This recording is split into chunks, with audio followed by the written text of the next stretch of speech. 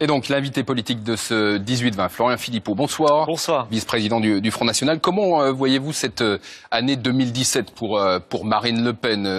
L'objectif, c'est quoi? C'est la qualification pour le second tour de la présidentielle? L'objectif, ce n'est pas d'être deuxième, c'est d'être premier. L'objectif, c'est la victoire. Et c'est la victoire pour la France et pour les Français. Voilà.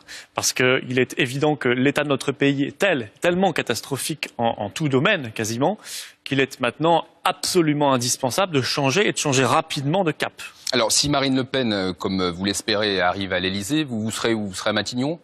2017, Florian Philippot, il est Premier ministre? Je serai là où la présidente de la République l'aura décidé, puisque vous le savez, c'est la Constitution française qui prévoit que c'est le président de la République qui décide. Certes, mais il y a bien un organigramme en préparation en cas de victoire, puisque vous envisagez la victoire. Ah, nous ne manquons pas de personnalités qui seront parfaitement capables d'être ministres et d'exercer les plus hautes responsabilités.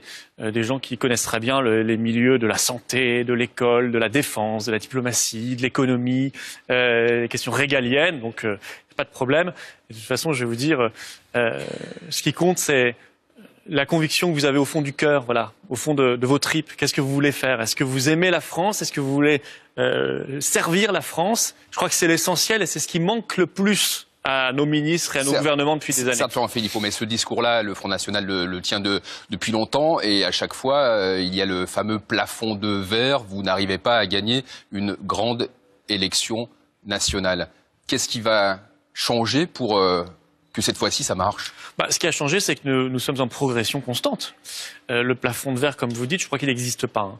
Il était à peut-être 10% il y a 5 ans, puis 20% il y a 2-3 ans, et 30% au régional au premier tour. On ne parle même pas du second tour. Bon, écoutez, ça ne cesse de progresser, et ça progresse extrêmement vite. Nous sommes aujourd'hui premier parti de France. Et moi, je vois une vraie adhésion dans cette campagne. On le sent déjà, on voit bien. On voit bien qu'il y a un intérêt. On voit bien aussi ce qui fonctionne dans le monde. Moi, je vois M. Trump aujourd'hui qui annonce qu'il a réussi à rapatrier, à éviter une délocalisation de Ford vers le Mexique. Et ça vous plaît beaucoup? Marine Le Pen en a parlé ce matin beaucoup mais aussi. bien sûr, parce que c'est l'application du protectionnisme et du patriotisme économique que nous préconisons. Et ceux qui nous disaient c'est impossible, on ne peut rien faire face à la mondialisation sauvage, si, on peut protéger les intérêts français, les intérêts nationaux, et on peut agir pour la réindustrialisation, l'innovation et l'emploi. La preuve, il faut simplement avoir un peu de volontarisme et être un pays libre. Parce que nous, c'est certain qu'on a un boulet supplémentaire qui s'appelle l'Union européenne et qu'il faut se défaire de ce boulet. Et édifier également, alors puisque vous prenez l'exemple de Trump, édifier des murs, des barrières pour éviter l'arrivée d'étrangers sur son territoire? Pour l'instant, je ne l'ai pas vu édifier des murs ou des barrières. Il l'a annoncé, ça. Oui, il veut renforcer la frontière avec le Mexique.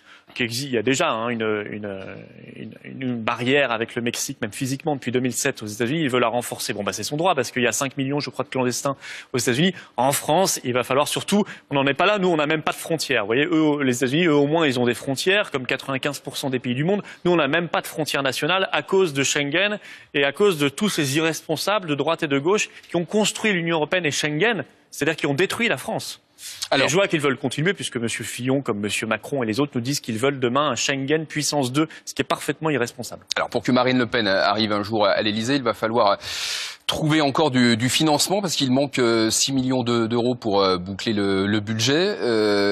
Où allez-vous les trouver en si peu de temps, ces 6 millions d'euros? Bien, je sais que notre trésorier est à pied d'œuvre en train d'essayer de les trouver. J'espère qu'on pourra les trouver auprès des banques françaises, même si pour l'instant elles ont dit non.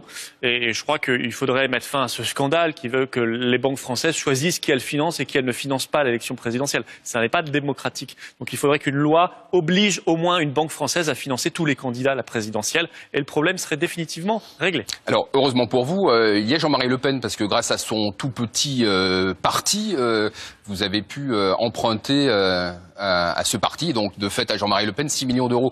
Il n'est pas si méchant que ça, le père fondateur du Front National. Non, mais on n'a rien emprunté à Jean-Marie Le Pen, ça n'est pas du tout son argent. C'est l'argent de son micro-parti. Non, d'un micro-parti qui est financé par les adhérents du Front National. Et de toute façon, statutairement, ce parti est obligé de prêter aux campagnes du Front National. Donc il n'y a même pas de sujet, c'est une obligation statutaire et ça n'est pas du tout l'argent de Jean-Marie Le Pen. Ce matin, lors de la conférence de presse au QG de campagne, vous avez revu Marion Maréchal Le Pen? Oui, enfin, je l'avais pas vu, je l'avais vu il y a pas très longtemps. Hein. Vous lui avez souhaité Elle la bonne était là année? naturellement, comme l'ensemble de l'équipe de campagne. On s'est souhaité la bonne année, bonne santé. Certes, et mais je vous bonne année pour la France.